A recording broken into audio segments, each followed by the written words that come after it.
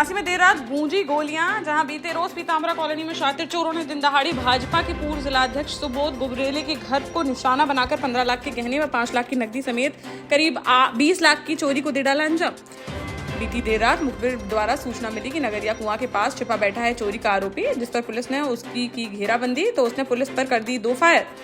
Police ने भी जवाबी फायरिंग करते हुए उसके पैर में दे मारी गोली, जिससे घायल होकर पुलिस की पकड़ में आ गया शातिर चोर, जिसकी अलीगोल खिड़की निवासी 22 वर्षीय आसिफ उर्फ अक्का के रूप में हुई पहचान, जिसके पास से 5 लाख रुपए के गहने, तमंचा व कारतूस किए गए बरामद। घायल को अस्पताल में भर्ती कराकर अन्य माल के बारे में पूछताछ करने में जुटी पुलिस। रामायण और सीता पर विवादित बयान पर मामला गर्माता देख छतरपुर की महाराजा छत्रसाल यूनिवर्सिटी की कुलपति प्रोफेसर शोभा तिवारी ने रविवार को एक वीडियो किया जारी, जिसमें उन्होंने रामायण और सीता माता पर दिए गए अपने आपत्तिजनक बयान के लिए मांगी माफी। वीडियो में कुलपति ने बताया कि बीते 17 मार्च को ओरछा में एक कार्यक्रम के दौरान उन्होंने श्री राम, रामायण और सीता माता के लिए दिया था व्याख्यान। उनका कहना है कि कुछ लोगों ने उनके बयान को तोड़ मड़ोड़ कर किया है पेश। स्पष्ट करते हुए कहा कि उन्होंने रावण की नहीं की थी प्रशंसा, फिर भी अगर उनके बयान से किसी की भावनाओं को पहुंची है ठेस तो वह उसके लिए मांगती है माफी। ललितपुर की मड़ावरा तहसील के अंतर्गत कारीटोरन गांव में रविवार को एक बड़ी घटना आई सामने, जहां खड़ी गेहूं की फसल में अचानक से लग गई आग और देखते ही देखते आग ने विकराल रूप कर लिया धारण। मौके पर पहुंची फायर ब्रिगेड की टीम ने काफी मशक्कत के बाद आग पर पाया काबू, लेकिन तब तक करीब 100 एकड़ फसल जलकर हो चुकी थी राख।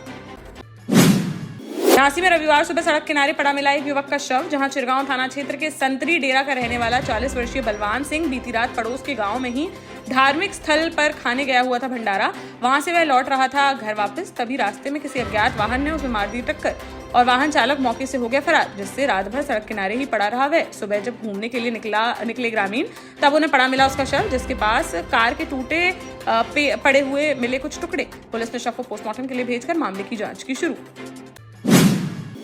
जालौन में देर रात तेज रफ्तार का देखने को मिला कहर, जहां कोंच कैलिया मार्ग पर एक तेज रफ्तार इको वैन व बाइक की आमने सामने से हो गई जोरदार टक्कर। इस हादसे में बाइक सवार 2 लोगों की हो गई मौत, जबकि वैन सवार युवक गंभीर रूप से हो गया घायल, जिसे अस्पताल में कराया गया भर्ती। वहीं पुलिस ने दोनों शवों को पोस्टमार्टम के लिए भेजकर मामले की जांच की शुरू। ललितपुर में एक विवाहिता की मौत के मामले में परिवार ने दहेज हत्या का लगाया आरोप, जहां पति सुनील विश्वकर्मा के अनुसार 19 मार्च को वह अपनी पत्नी को बुखार के इलाज के लिए ले जा रहा था ललितपुर। वापसी में मेलार गांव के पास एक बाइक ने पीछे से मार दी टक्कर। इस हादसे में प्रियंका गंभीर रूप से हो गई थी घायल, जिसे झांसी मेडिकल कॉलेज के लिए कर दिया गया था रेफर। यहाँ इलाज के दौरान 5 दिन बाद हो गई मौत। मृतका के परिजनों ने कहा कि यह दुर्घटना नहीं बल्कि यह एक हत्या। दहेज के लिए ससुराली जनों ने प्रियंका को उतार दिया मौत के घाट। पुलिस ने शव को पोस्टमार्टम के लिए भेजकर मामले की जांच की शुरू।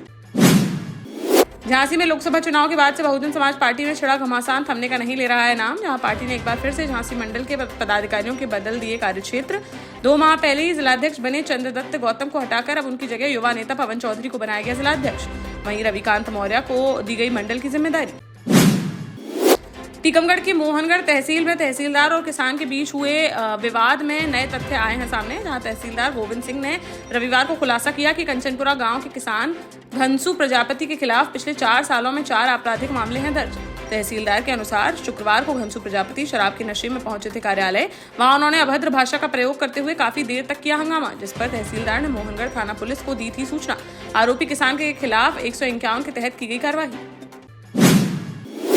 झांसी एसएसपी सुधा सिंह ने कानून व्यवस्था को चुस्त दुरुस्त रखने के लिए गौ क्षेत्राधिकारियों के कार्यक्षेत्र में कर दिया फेरबदल, जहां एसएसपी ने क्षेत्राधिकारी लक्ष्मीकांत गौतम को मऊरानीपुर सर्कल से हटाकर सदर क्षेत्राधिकारी और रामवीर सिंह को बनाया गया मऊरानीपुर क्षेत्राधिकारी। झांसी की बबीना विधानसभा से बीजेपी विधायक राजीव सिंह पारीछा ने मुख्यमंत्री योगी आदित्यनाथ से मुलाकात कर क्षेत्र की सड़कों के सुधार की उठाई मांग, जहां विधायक ने सीएम योगी आदित्यनाथ से भेंट कर गंभीरता से उठाई जर्जर सड़कों की समस्या। उन्होंने मुख्यमंत्री को मांग पत्र सौंपकर सड़कों की मरम्मत और नए निर्माण की आवश्यकता पर उनका ध्यान कराया आकर्षित। सीएम ने तत्काल संज्ञान लेते हुए संबंधित विभाग को निर्देश देने का दिया आश्वासन, ताकि क्षेत्र की सड़कों को शीघ्र ही किया जा सके दुरुस्त। टीकमगढ़ जिले की देहात थाना पुलिस ने नयाखेड़ा गांव में एक खेत से 13 किलो 860 ग्राम वजन के गांजे के 24 पौधे किए बरामद, जिनकी करीब 45,000 रुपए आंकी गई है कीमत। आरोपी के खिलाफ एनडीपीएस एक्ट के तहत केस दर्ज करते हुए गिरफ्तार कर जेल भेजने की कार्यवाही की गई शुरू। दमोह के जैन तीर्थ कुंडलपुर में दिगंबर जैन संत आचार्य समय सागर महाराज का हुआ आगमन, जहां सतना से विहार करते हुए दमोह के कोटा गांव होते हुए कुंडलपुर पहुंचे महाराज, जिनके स्वागत के लिए जगह जगह सजाए गए धार्मिक स्वागत द्वार। ग्रामवासियों ने फूलों की वर्षा, मंगल कलश और धार्मिक ध्वजाओं के साथ उनका किया स्वागत। आचार्य श्री के प्रवेश के साथ ही वातावरण मंत्रोच्चारण और जयघोष से होठा गुंजायमान। बड़े बाबा के मंदिर में पहुंचकर आचार्य जी ने किए दर्शन। इस दौरान उनके साथ बड़ी संख्या में साधु साध्वी और जैन समाज के श्रद्धालु रहे मौजूद।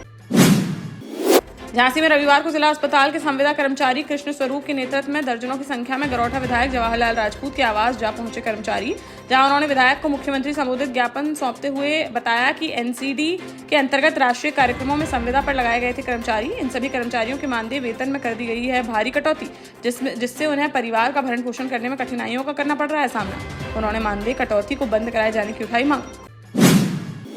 गहोई वैश्य समाज द्वारा मध्य प्रदेश के टीकमगढ़ जिले स्थित बड़ा लेधौरा के अलबेली सरकार मंदिर पर रविवार को होली मिलन समारोह का किया गया भव्य आयोजन, जिसमें मुख्य अतिथि के तौर पर एमपी के पूर्व डीजीपी मैथिली शरण गुप्ता एवं विशिष्ट अतिथि के रूप में झांसी के प्रतिष्ठित समाजसेवी डॉक्टर संदीप सरावगी रहे उपस्थित। अखिल भारतीय गहोई वैश्य समाज के राष्ट्रीय अध्यक्ष के कठेल ने की कार्यक्रम की अध्यक्षता। इस दौरान संदीप सरावगी ने कहा कि गहोई वैश्य समाज विभिन्न व्यवसायों में लिप्त एवं व्यापार के माध्यम से देश को आर्थिक मजबूती कर रहा है प्रदान।